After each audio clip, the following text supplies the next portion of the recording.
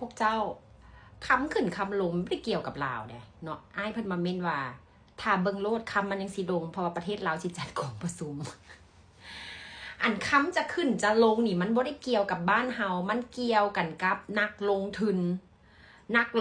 ค่ะเจ้าเสื้อมั่นกับสินทรัพย์อันใดเขาไปถือสินทรัพย์ตัวนั้นแล้วสินทรัพย์ตัวนั้นมันจะขึ้นราคาเช่นว่าเขามาเสื้อถือเกี่ยวกับบิตคอยน์หลายเขาซื้อบิตคอยน์หลายบิตคอยน์ขึ้นราคาหรือถ้าเขาเทบิตคอยน์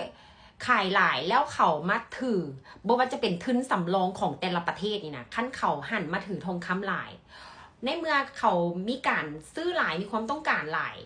คำมันจะขึ้นมันเกี่ยวกันกับตัวนี้มันไม่เกี่ยวกันกับเขาพรรษาออกพรรษาหรือลาวประชุมบ่ประชุมเนาะมันเกี่ยวกันกับสถานการณ์โลกบ้านเมือง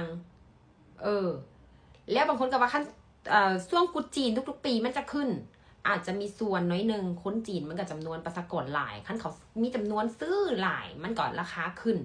เนาะตัวนี้มันเกี่ยวกันกับทุนสำรองเนี่ยเข้าใจคำว่าทุนสำรองบ่บางประเทศช่วงสงครามช่วงอีอย่างนี้เนาะเขาบ่มั่นใจเกี่ยวกับเศรษฐกิจหรืออีอย่างก็ตามแต่นะเขาจะต้องมีทุนสำรองเป็นทองคำเก็บไว้บางคนบางประเทศนี่บ่เอาทุนสำรองเป็นเงิน US แล้วได้เขาเทขายเงิน US เขาไปเก็บเป็นทองคำนอกจากเก็บทองคำเป็นทุนสำรองของประเทศแล้วนี่นะเวลาค้ำขึ้นนะก็ได้กำไรไปนำและหลายๆประเทศทั่วโลกก็ถือสินทรัพย์ทองคำนี่เป็นเงินสำรองของประเทศเขาเนาะตัวนี้มันเกี่ยวกับตัวนี้มันไม่ได้เกี่ยวกับบ้านเฮาประชุมก็ไม่ได้เกี่ยวกับทองคำเลยนะจ๊ะอันนี้ซอน้ำเว้าประมาณ4มื้อก่อนเนาะว่าคำมันจะขึ้นไปฮอด54,000 มันเกี่ยวกันกับตัวนี้นะคันผู้ใดกำลังเทรดทองอยู่เนาะผู้ใดกำลังติดดอยอยู่ซื้อตั้งแต่ช่วง51,000ผู้ใดที่ซื้อคำตั้งแต่51,000เนาะติดดอยมาโดนๆนี่นะตอนนี้นะเป็นโอกาสดีแล้ว54,000 55,000พวกเจ้าอยากเทขายพวกขายได้กำไรเลยเด้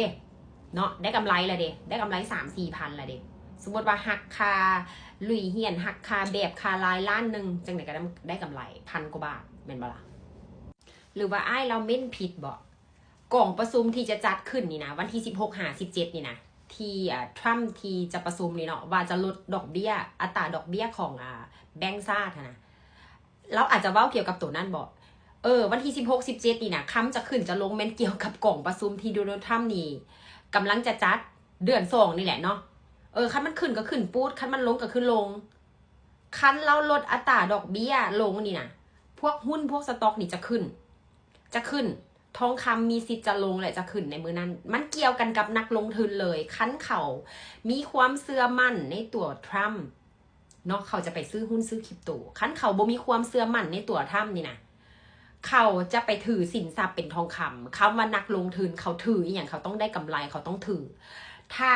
ตัวใดมีคนซื้อหลายตัวนั้นจะขึ้นถ้าตัวใดมีคนเทหลายตัวนั้นจะลงเว้าแบบง่ายๆแบบนี้เลยนะ